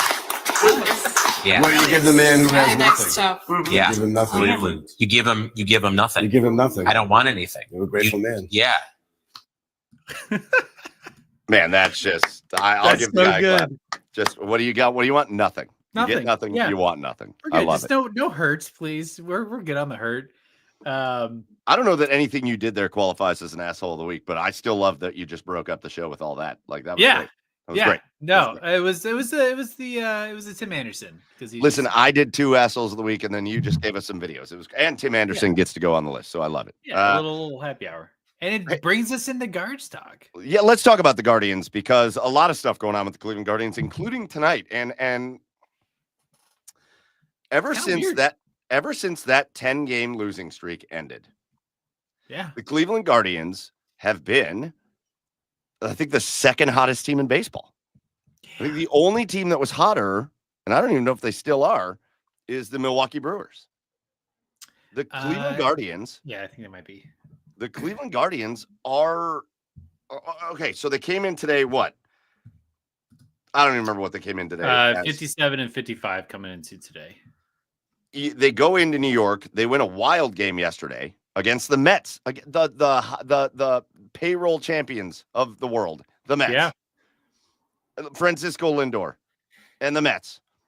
And they go in yesterday and they blow a lead, but then they scrap and claw and they get a win in extra innings. And then tonight, it's a 3-game series. Tonight, They are losing 2-0 for the most of the game. It looks hopeless at the plate for the first like 5 innings. And then all of a sudden the Guardians score 2, tie up the game. They get a Stephen Kwan RBI single later in the game, and they win the game 3-2. Logan Allen looked terrible to start this game, and he wound up pitching like 5-6 solid innings of baseball. The bullpen was great. Cade Smith shuts the door. Like, dude, Joe, the Cleveland Guardians came in. They were 8 games back of the Detroit Tigers. I don't know what Detroit did. I don't know what Seattle did. They're 7 games back now. So Detroit lost again. Yep. I don't know what the Yankees have done because the Guardians came in today 2.5 games behind the Yankees and the Mariners in the wild card. Don't know what either of those teams have going on, but like, we're right there. We're right there, Joe. We're right there. Yeah. How weird is that? This team, I still am like trying to figure out what to make of them, but I guess, break it down into sections of the season. And right now, they are one of the best teams in baseball. As weird as these games are still to watch, knowing that. Right. I think that's kind of the weird part about this. And like, I know we talked about the second half of the season being easy. I don't think it's that easy anymore. Like, if you're really looking at the schedule. Well, look at next week. Because one of the other hottest teams in baseball for a while now has been the Miami Marlins. You looked at that on the schedule earlier and you were like, sweet, Miami coming to Cleveland, easy wins. That's not easy wins anymore. So that's the way a season goes, though. That's the way a season goes. Yeah. You have Miami, who's weirdly hot. You have 2 series with Tampa, which is weird and dangerous somehow this year. But Joe, you would have easily, if you ranked the difficulty of the series going into the back half of this year, you would have easily ranked this Mets series number 1. Yeah. Easily. Yep, I'd agree with that. Easily. And they've taken the first 2. They got a chance to go for a sweep tomorrow at 1:00 at Citi Field in New York. Yeah. So you definitely have some challenging opponents. I think Seattle's probably going to be the biggest juggernaut left because they just got insanely better at the deadline. Well, and that's direct competition too. So those games are going to mean a ton. That's going to be a fun series. Hell yeah. I don't want to talk about what happened to Cleveland when they came to Seattle earlier in the season, and I don't either. It was the easiest sweep Seattle's ever had. I went to every one of those damn games in my Stephen Kwan jersey, and it wasn't super fun. Don't do that again. No. But yeah, Detroit is cold, ice cold. Yeah. And they have been for like a month now. So the Guardians, after that 10-game losing streak, the Cleveland Guardians were 40-48 at the end of that 10-game losing streak. They were 15-plus games behind the Detroit Tigers. The Cleveland Guardians are 18-7 in their last 25 games. Awesome. And they have made up 8 games on the Tigers since the end of that 10-game losing streak. 8. Yeah. And you got 2 months left. It's a totally achievable gap. I would say for this team, and as a fan, I would not focus on this wild card race. I think there's plenty of time with Detroit playing the way they are. Go get the Tigers. Go get the Tigers. Yes. You have 6 games left against the Tigers this year. Yep. Go get them. You're within striking distance of them. That should be the focus. The wild card is going to get messy. The Ales, they got some really good teams in that wild card hunt this year. Yeah. I think the benefit of being in the Central is it's a dog shit division. It certainly is again this year. Yeah. I mean, you still have 3 good teams, but then Minnesota. Whoa. We got to talk about Minnesota too. But wow. But yeah, man, it brings us back to, so I want to go back because since last week's episode, we had the trade deadline. And so let's talk about what the Cleveland Guardians did at the trade deadline. The first big thing that happened at the trade deadline is Shane Bieber is now a member of the Toronto Blue Jays organization. They traded Shane Bieber for a kid named Steven. I don't know how you say his last name. Yeah. But like a really rock solid prospect. And again, it kind of goes back to those big feelings we were talking about with Meredith. And I've got feelings about Shane Bieber because you can't do anything but love that guy. He was just the next in a laundry list of guys And it started with like CC Sabathia, and it just ran all the way through. And you had Cliff Lee, and then you had you march your way on, and Corey Kluber all of a sudden becomes a Cy Young caliber player, and now you got Shane Bieber's a Cy Young caliber player, and all that. And so you can't help but love Shane Bieber. But we're also talking about a guy that hasn't really impacted the Cleveland Guardians major league franchise in a while. 2 years. In a while. 2 years. And I was hoping to God that they would see him back at some point this year to really bolster that rotation. But in the end, I think he's the exact kind of guy where you go, yeah, listen, if we can get like a really good prospect for him, we got to do it. We got to do it. I agreed with that move. As much of a bummer as it is to not add him to the rotation, you got to make that move. It's you can't call it a win of a trade without seeing what this guy from Toronto can do. But like, there's so much uncertainty with coming back from Tommy John. I know he's progressed pretty well over the past, couple weeks. He had that setback back in, what was that, May? Yep. I think that setback, by the way, Joe, is what really kind of punched his ticket out of here. Well, yeah, because you don't know exactly when he's going to come back and contribute to this team. And if you have a team interested that's willing to give a really good starting pitching prospect for this guy, that's just what the Guardians do. And like, I would be furious if we had traded Cliff Lee, CC, Corey Kluber at the wrong time, but they just don't trade him at the wrong time. Like, they always make the right move with these big starting pitching trades. And it's very uncomfortable when you see those names go, but like I have not seen a starting pitching trade not work out with this front office in over 10 years. Yeah, and, right. So it's like, good. Like, they thought that was the move. I'm fully behind that. I would have loved to trade a Clase. Don't just wait. We're going to go. We'll go to Clase. Okay. But I think as far as the Shane Bieber trade is concerned, I think that is a right move, and you should take solace in that these trades are very successful historically, even if this one is a strikeout of a trade. The track record is like 99% success rate on these. And the process of it is smart. The process of this trade is smart. And that's what you always want. You have no idea if this kid that you traded for is going to all of a sudden tomorrow decide he hates baseball and doesn't want to play anymore. You don't know. You don't know that. Yeah. But the process is smart. They also traded Paul Sewald, who was so good for us this year. Forgot about that trade. Traded Paul Sewald to the Detroit Tigers for a sack of nuts. And Great. That's kind of it. But those were the two trades the Guardians made. Bieber to Toronto, Sewald to Detroit. I love what Detroit did. Detroit traded for all these pitchers that kind of suck. All they did was trade for pitchers, and then I think their pitching got worse. Yeah, I was just about to say that. Opposite of how you want to do that. I was going to say it's interesting to trade to a division rival that you are like actively pursuing. Here, take Paul Sewald, please. But it doesn't make them better. Please pitch Paul Sewald against us when you play us. Please. Here. Please, we know what to do.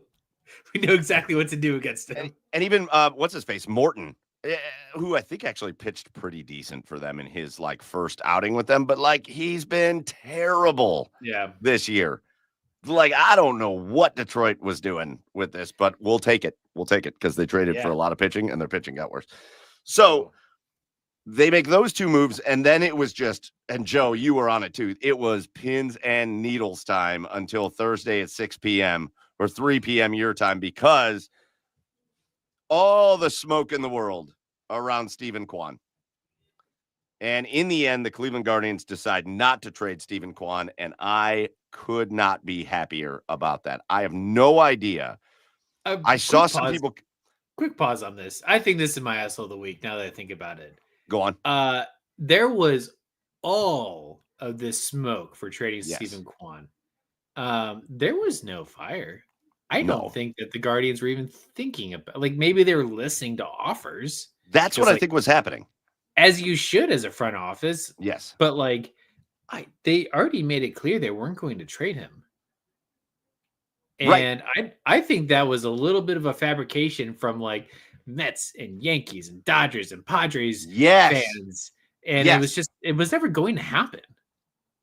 Listen, I don't know that I'm going to say it was never going to happen because I do think the Guardians just keep their phone on. And Yeah. Hey, listen, if you're gonna call and like blow me away with some offer that I like can't refuse, Yeah. all right.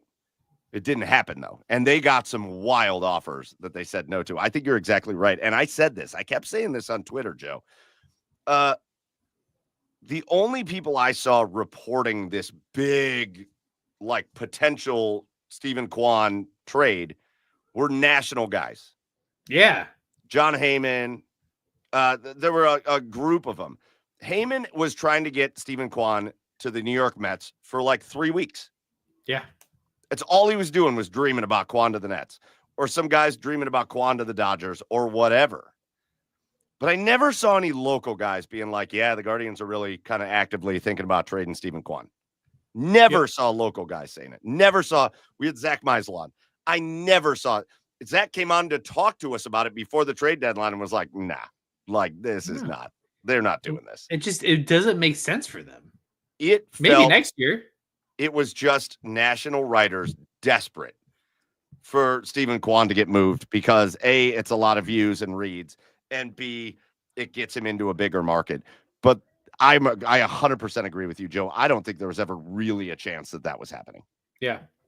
Yeah, it's super interesting. And, I think what's really interesting about this front office, and, as much as we shit on the moves that they make, we always stayed in the light of the Dolans. I don't think we are really ever like giving crap to like this front office, given whatever pennies they can scrounge from the Dolans. Right. They are the most efficient, most effective, precise front office in baseball. And like they do not make frivolous moves aside from like Nolan Jones for Tyler Freeman. I do need to hear why they did that one, but like they make the most out of all these, and they don't have a lot to work with. They know their farm system's great.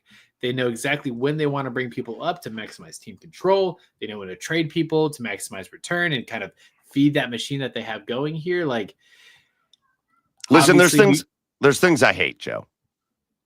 There's things I hate.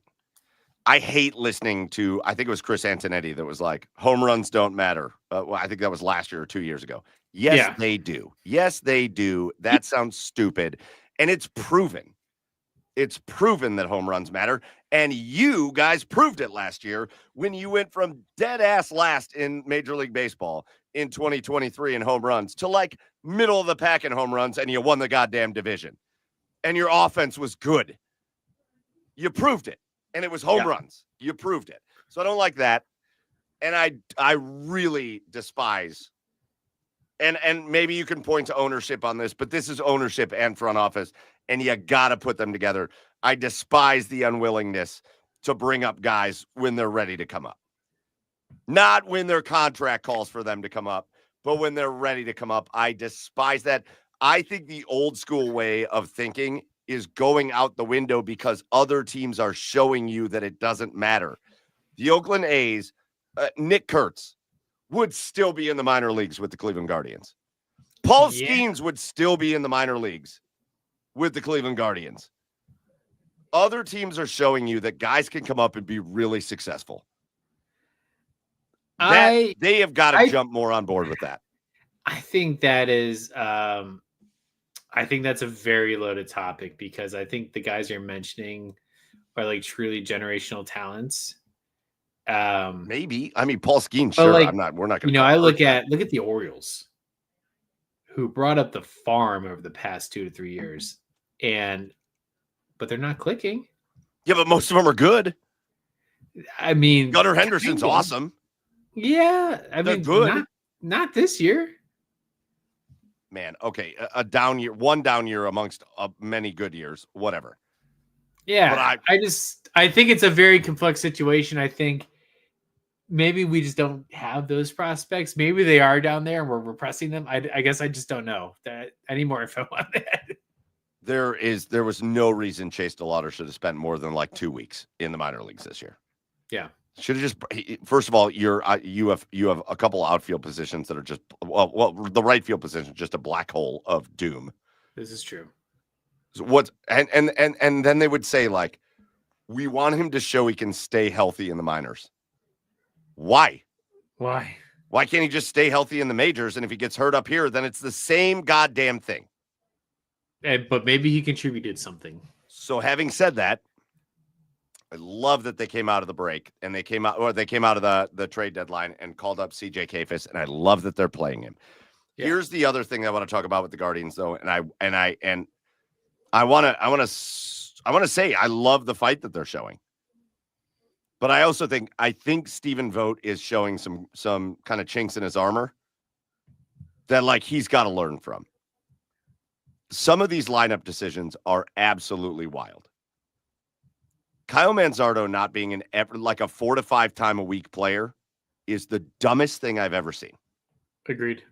It is dumb. You are rolling Carlos Santana out there all the time.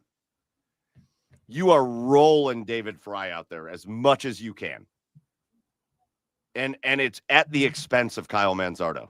Put that dude in the lineup and leave him alone. Leave him alone.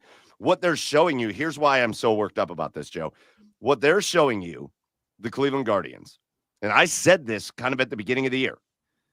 If you can get good Stephen Kwan, if you can get good Jose Ramirez, which you get for the most part out of both of those guys, if you can find 2 other guys to give you consistently good baseball offensively, then the other 5 guys in the lineup just have to show up every once in a while. And this team will win baseball games. Kyle Manzardo should be one of those 4 guys that is giving you good on a regular basis because he's been doing it. Yep. There's no reason that guy shouldn't be in the lineup every single day. And then you've kind of hit magic with a guy like Daniel Schneemann, who's pretty consistently good, or with Martinez, who's pretty consistently solid. Those guys should be in the lineup every game, and then figure it out with the other guys. Schneemann's so perplexing to me. He just doesn't feel like he should be a good player, but he's good. He's good.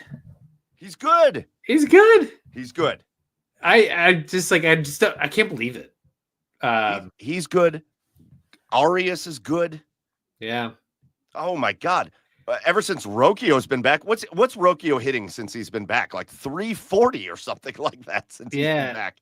Well, maybe that's not true. Maybe that's not true. But like that's what he was giving us at the end of last season, and he said it like before he got sent down. He's like, I gotta find playoff Rocchio again, and like it's there. It just wasn't there at the beginning of the season. Hopefully he had enough time to work on some things down there. But yeah, his return has been very pleasant. Man, I don't need to see 1 more minute of Nolan Jones. Nope. And he's perplexing. He's the most perplexing. I will say it until I'm very interesting. I'll say it till I'm dead. He's the most perplexing player in this lineup because all of his stats say that he should be this really good hitter. All of his like advanced metrics say he should be a really good hitter. But then somebody did a study on like how often he barrels a ball, and it's like never. So is he like a torpedo bat candidate? Is he like the guy that needs to step up a foot in the box? Like he's getting all these like really solid advanced metrics, like the way the ball comes off his bat, and like he hits the ball hard all over the place and whatever, but he never barrels it. He's doing all this stuff, and I don't know whether maybe it's just his hand-eye coordination just sucks, but he's never getting it right. Like I'm just willing to admit the dude's never going to figure it out. He's never going to figure out how to get his eyes to show his hands where they need to go to barrel the ball. So I can be done with him. Give him a torpedo. We can be done. Give him a torpedo. Put Kafis out there and leave it alone. Yeah. And get rid of Nolan Jones and bring John Kenzie Noel back up, because at least he's fun. At least he provides you with like every once in a while, he could be like the backup right fielder, and he could play 1 to 2 times a week. And every once in a while, he's going to launch one 450 feet, and it's going to be fun. Yeah, that's true. I'll take that. Kyle Manzardo needs to be in that lineup every single day. Agreed. And like Carlos Santana can be a part-time player now. Like we just let's get these lineups right, He please, should as have we been get to moved the at end. the dead. I don't know why he wasn't moved at the deadline. I mean, it's just a log jam in the first base DH spot. Like, you don't need him. Maybe nobody wanted him, though. Like a 40-year-old. Yeah, we can give up for that. Yeah. Yeah. And a 40-year-old who's playing bad. Yeah. Okay. I don't know. But again, I do think Vogt needs to improve. I actually think you saw it in the pitching staff yesterday in New York. Listen, he's in a hard spot, and we're going to get to Clase. That's how we're going to end this Guardians talk. But with Clase out, now he has to think of a new way to go about his bullpen. But I really would love to see Stephen Vogt go a little bit non-traditional on this, because Hunter Gaddis has really kind of struggled a little bit this year. Cade Smith has been really good still this year, even though he's not as good as he was last year. He's still been really good.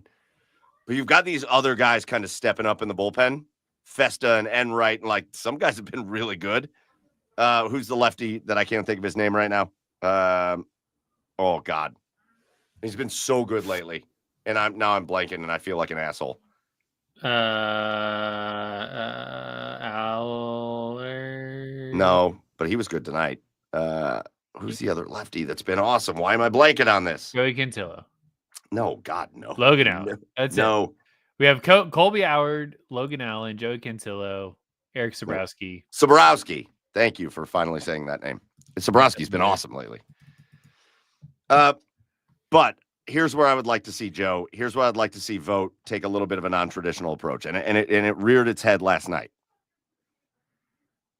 Cade Smith should pitch against, if we're in a close game, let's say it's a one-run game, the Guardians are up by a run, you're in the 7th inning, and you're looking ahead to the next couple innings. Wherever the best part of the lineup is coming for the other team, that's where Cade Smith should pitch. Maybe that's the 8th, like it was last night. Instead of throwing other guys out there against the Mets in the 8th inning, where they wound up tying the game, put Cade Smith in there for the 8th and let him shut things down in the 8th inning, and then throw Enright or Festa or Gaddis or Sabrowski or whatever in the 9th inning for the close. You don't have to just be like, well, Cade is our closer. Make that guy make him Andrew Miller of 2016. Bring him in when the other team's got their best lineup coming up, and let him get rid of those guys and just be done with it. I think Vogt needs to learn that. You don't have to be like rigid with titles. Cade Smith doesn't have to be your closer. He could just be your best bullpen arm. Yeah. I would like to see him improve on that. No thoughts? Zero thoughts there? I guess it just depends on the plan forward for the closer role. Like if you want to continue grooming Cade Smith for that, you might want to prioritize those opportunities regardless of the situation and putting him in at the 9th. But if your focus is on catching the Tigers and put us in the best situation to win the game, I think your strategy makes sense, and let's win the game. Yeah. That's all that matters at this point. It's August. Yeah. And you're in a playoff race. Yeah. And frankly, the whole goddamn baseball world universe has felt like it's been trying to keep you out of this playoff race all season. It's the opposite of last year. And yet you have made your way into it anyways. Mm-hmm. So let's be smart. Let's be smart with lineups. Let's just make sure, forget these part-time situations. Let's make sure our best hitters are always in the lineup, and let's make sure we're putting our best pitchers in the position where they can do the most damage to the other team. And let's just roll with that philosophy this year. That should be the plan. Yeah. And the reason that should be the plan, Joe, is because of a guy that I can only compare to Johnny Manziel. I can only compare this guy to Johnny Manziel, Joe, not because of cocaine and like launching a woman out of a moving vehicle. We're not saying that. But a guy that I really was a fan of. And you can't be mad at me for Johnny Manziel because I was a fan. I'm a Texas A&M Aggie. I'm a fan of him from college. And man, when the Browns drafted him, I stood up for everybody that said he was going to suck. I was like, nah, you're wrong. You're wrong. You're wrong. I like him. He's going to be good. He's going to do this. He's going to do that. And man, was I wrong. And I went from really quickly a fan of Johnny Manziel to one of his biggest detractors, because not only did he suck, but I felt like he let me down. I felt like I spent so much time defending him. He let me down. I don't know that anybody's gotten close to that level for me until Emmanuel Clase, who has been my golden goose player. When they traded Corey Kluber for Emmanuel Clase, I told everybody I could tell, this dude is I remember a phenom. He's a phenom. And he's going to be a phenom. And then guess what, Joe? He was. For years, he was a phenom. For years. The best closer in baseball. For years. And then this. Yeah. Where he gets caught up in this gambling scandal. And I legitimately think him and Luis Ortiz, who, by the way, we should probably give him the same kind of hate too, because he was our big offseason acquisition. He was the guy that was supposed to be the big offseason acquisition. I legit think, Joe, that these guys are getting banned from baseball. Yeah. Baseball doesn't really mess around with this. And, I think we talked about this last week, like they gave them until the end of August for leave, or they put them on leave till the end of August. They're probably not doing that without some type of substantial evidence. And there's a lot of probably appealing going on behind the scenes, probably a lot of back and forth between these parties. Like, it would be a miracle if he appeared on this team at any point the rest of this season, let alone in the uniform for the rest of his career. So it's really tough. I think where he differs from the Johnny perspective is, he had many years of just correct, unparalleled success. Correct. With his organization. And I think a lot of that felt like, at least, and who knows of when he actually was betting on these games, but a lot of that felt like it was before kind of this was starting up. Correct. And I don't get me wrong. Johnny sucked forever. Clase was awesome for years. Yeah. I'm just talking about how quickly it went from this, for me, just me personally, this to fuck that guy. Because that's how I feel about Emmanuel Clase now. Fuck that guy.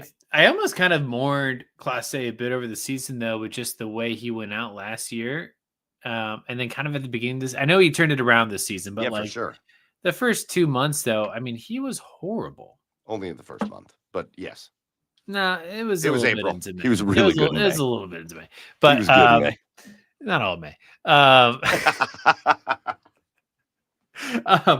But closers are like lightning in a bottle. Like, they are not the Mariano Rivera's of the world are few and far between. Correct. And they are lightning in a bottle. You have at most 3 good years with the closer. 3-4 years. Yep. Nowadays. And so when we had Clase for, this is 4? No, this is 5, I think, right? 5, I think. Yep. This is 5. And so it's like, look, you have to temper your expectations with closers. This is a guy they're moving forward with. He had a phenomenal, the last season that he pitched for us was unreal on a different level. And so, hold on. I'm gonna let you finish that thought. Last season was one of the greatest seasons by any closer of all time ever.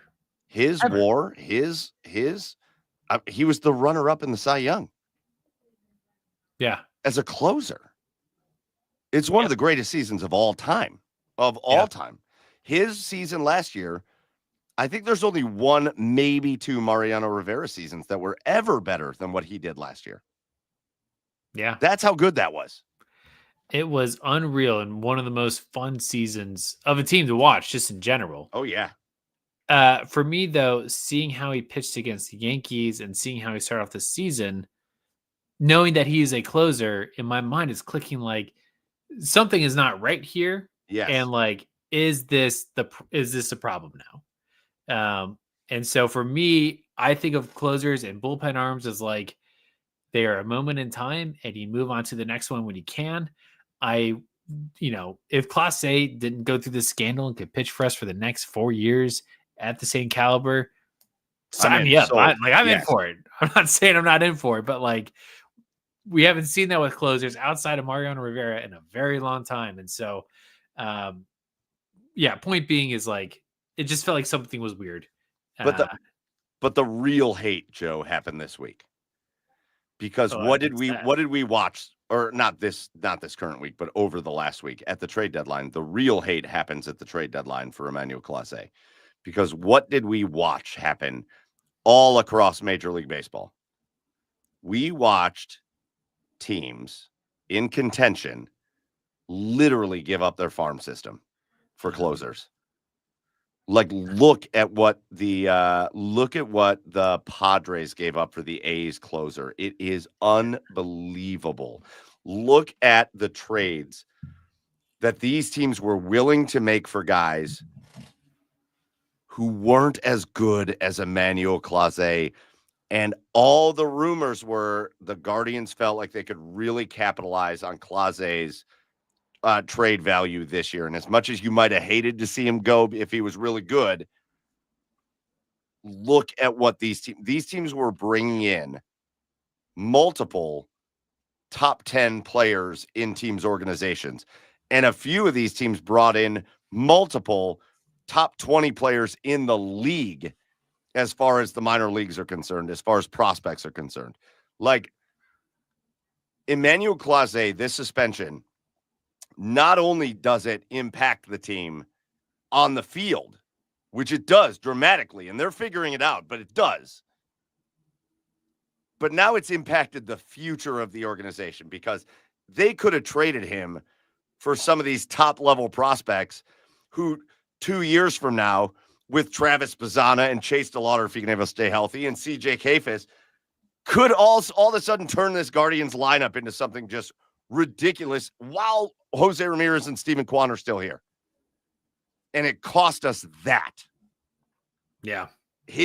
This situation for him cost the Cleveland Guardians and Guardians fans in more ways than we can ever even talk about. Absolutely one of the worst things I can remember in Cleveland sports. Yeah. Time will tell. I mean, best case scenario, he is absolved of the sentence and comes back this season. You trade him in the offseason or trade him next season. I'm going to be so mad if that happens too, though. That's true. I know. There's not a winning. If that happens, Joe, you absolved him of his sins, so we didn't get to trade him. But we also had to spend a month and a half without him on our roster because of nothing.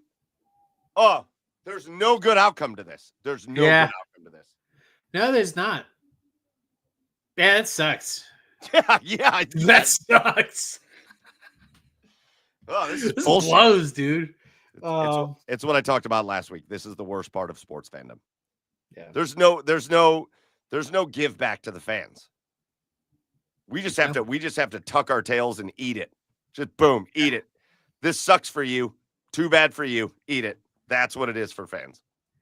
Fans, I mean the team too, like the players on the team. They're getting paid. Yeah, they're getting paid. I know it does suck for them, but they're getting paid. You know what I'm getting paid? Nothing. You're paying. Yeah. And I get nothing out of this. Nothing. I'm the only one that gets no give back on this. I just have to sit here and eat it. Yeah. Sucks. So anyways, asshole of the week forever is Emmanuel Clase. Unless he gets absolved of this, and then asshole of the week forever is Major League Baseball. Those are the two outcomes here. You're either getting forever asshole of the week if you're Clase or if you're Major League Baseball. One of the two. I'm going to throw the sports book in there, not because they didn't do the right thing and report this, but I think just the timing of the reporting. Like, they could have waited till we traded him. How cool would that have been? yeah, right. I mean, you know how bad that would have looked? You know how far? Hey, somebody take Clase. Somebody take him. Take him this week. Yeah, real quick. Him right now. Take him. We'll take cash. It doesn't matter. Player to be named later. Let's go. Just get him out of here. Chad's in the comments. He was at the beach drinking a lot. He's too drunk to jump on, but he says, I'm looking extra flamboyant tonight. That's weird. I don't know what that has to do with anything, but all right. But that's Chad. Buck Rec? Yep, he's Buck Rec 30. That's his email. That's Chad. Couldn't jump on to say hi. Couldn't jump on to do a cheers of the week, but man, he can be in the comments being weird. All right, so listen, again, wrapping it up. Cleveland Guardians. The Cleveland Guardians are now several games over 500. I'm not putting that on the screen. And you don't want me to. Stop it. Don't. I don't even want to. I wish I could delete it, but I can't. The Cleveland Guardians are a few games over 500 now. They are right in the middle of this playoff race, and they've got a chance to sweep the New York Mets tomorrow in New York in the afternoon. And for all the bad stuff we've talked about, for all the stuff that's angered us with the Cleveland Guardians, the guys that are on the team are scratching and clawing and fighting. The starting lineup has been better than anybody thought. The pitching staff has been really good outside of Tanner Bybee, who is the biggest disappointment outside of Class A this year. That guy needs to come around the back half of this year. But if he does, this is a playoff team. I think he will. So Tanner Bybee doesn't scare me as much because I feel like more times than not, like his stuff is there. He's just getting like a little caught up in not pitching well. It's not. I don't know. I saw him in Seattle. He looked really good. Okay, he looked really good against a good lineup. Like, well, don't throw the towel on him. In any case, here's my hope for the rest of the year. My hope is Stephen Vogt figures out the lineups and the rotations and the bullpen usage. I hope we get Manzardo all the time. I hope we get CJ Kafis all the time. I don't care how much CJ Kafis even really struggles as a rookie. Just put him in there all the time because he's better than whatever else you have. And I hope that they get the bullpen right as well. Again, you don't have Emmanuel Clase right now. Put Cade Smith against the other team's best hitters and let everybody else close this thing out. That's what I want to see out of the Guardians. And I think if they do that, we could be talking about another playoff team. I don't know. Maybe they can go. Maybe they can get the Tigers. They're only 7 games back with 2 months to play. But I think if they do that, if they go with that approach, I think they can make that kind of run. So, all right, Joe, let's do our cheers of the week and get out of here. So you already kind of did yours, right? Yeah, I get another one though. Shout out to my in-law side of the family. We had a family cookout last Saturday, and I had some freshly caught king salmon from Canada that was caught on like Wednesday of that week. Okay. And it was so good. It was smoked on a charcoal grill. We had beets and peas from the garden, and it was bam. Yeah. So when you live up there in the Pacific Northwest, that fresh caught salmon is just it's different. I've been saving it because like you still don't know like restaurants and stuff like what's fresh and what's not. I was saving it for like a moment like this. Like give me the freshest you can possibly give me, and like I think 4-day-old salmon's pretty good, so I'll take that. Yeah. All right, that's a good one. My cheer goes to. I'm actually going to bring it up to your neck of the woods. Ooh.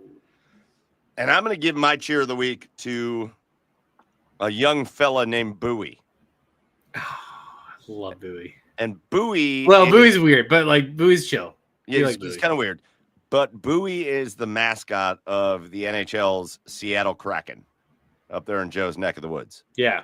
And I don't know if you saw this, Joe, but this is wild. The bear video. The Kraken decided to take a couple players. Yeah, I got you. I'll tell the goddamn story. I know what you're gonna say too. My bad. The Kraken decided to take a couple players and the mascot Bowie up to Alaska to film like a promo video. And in the promo video, they took these dudes like fly fishing out in like one of the national parks, just out in the river, kind of on topic here, Joe. Fly fishing for salmon up there. or trout or whatever they're catching. And that's what they decided to do. But nature got in the way a little bit. And nature got in the way because we are in salmon season up there. And that means all the bears in Alaska are hungry and they know where to get their salmon. So here's Bowie, this kind of derpy looking mascot out there. He kind of looks like a hippie almost. It's a weird mascot. He's a troll. He's like a hippie troll. They're a troll. Yeah. Here he is. He's got waders on. He's standing waist deep in water. And a couple of the Kraken players. And all of a sudden, these bears just show up on the shore. And they charge these guys. Because the bears know where the salmon are. And these dudes are in the way of the salmon. And these massive brown bears just come charging into the water. Directly at Bowie. Directly at the mascot of the Seattle Kraken. And they, to their credit, kept their cool. Know what to do when a brown bear approaches. You make yourself big. They made themselves pretty big. And the brown bears backed off. So I'm giving my cheer of the week to Bowie and the Seattle Kraken for literally staring down some bears in the Alaskan wilderness and not getting killed. Not die. My cheer of the week goes to Bowie for not dying. That's pretty badass. And like, man, we all like to think like in that scenario we would know what to do, but like I would be so scared, dude. I would be out. I'm good. I'm running. Yep. In which case I would die because that's what they do. Like you don't run from brown bears. You turn around. Yell. The good news is they had like guides with them. They had like wilderness guides that knew what to do. But man, still wild, still crazy. Yeah. So shout out to Bowie, the hippie troll guy from the Seattle Kraken. That's my cheer of the week. All right, that's going to do it for episode 275. Let's get out of here, Joe, as we've gone, again, another week of like 2 hours, but so much fun stuff to talk about. We had to. We cannot get out of here without doing our thank yous this week. First of all, humongous thank you to Meredith Kain, our special guest tonight from 92.3 The Fan, from Browns Radio Network. Meredith Kain, so much fun. What a good time. I thought she was going to come on for like about a half hour. She was on with us for about an hour, had a great beer. We had a lot of fun talking. So Meredith Kain, big time shout out to her. And we will have her on again. Go follow her at MK on Sports on Twitter. Another thank you goes out to all of you that joined us in the comments or live tonight. Big shout out to you for making the show fun. A lot of really great comments tonight. A lot of people in here tonight. So big shout out to everybody that joined us live. If you did not join us live, get over to YouTube, get over to Twitch, or go to Apple, Spotify, wherever you pick up your podcasts and watch us later. We appreciate everything that you guys do and all the support. And a big time thank you goes out to the OBR. The OBR is the oldest and largest Cleveland Browns coverage network in Ohio and in Cleveland. So make sure you get over to theobr.com and hit subscribe. Make sure you're subscribed to all the streaming network as they are in full force as we get ready for Browns season. Last announcement of the night. I should have done this earlier, but we're doing it now. This is the last Tuesday night of Garage Beers Live on the OBR streaming network. Starting next week, August 13th, Wednesday, we move to our new night. Garage Beers Live will now happen from now on Wednesday nights, 9 p.m. on the OBR streaming network. So just get ready for that. Same show, same amount of fun, new night. Again, starting next week, 8 days from today, August 13th, Wednesday nights, 9 p.m. And I've got another special announcement that we'll make tomorrow on another brand new show that you're going to want to pay attention to. So again, get ready for that. But again, don't be here at 9 p.m. on Tuesday of next week. We're not going to be here. Actually, the guys from The React will probably be here at 9 p.m. next week. So watch that and then come hang out with us on Wednesday of next week. That's going to do it for us on episode 275. For Chad, who isn't here, but he was in the comments being real weird, at Garage Beers Chad. For Joey out in Seattle at Garage Beers. Joe, I am Michael Keefe at Garage Beers. Mike, go follow the show at The Garage Beers on all the socials. And we will catch you next week for episode 276. Until then, cheers, everybody.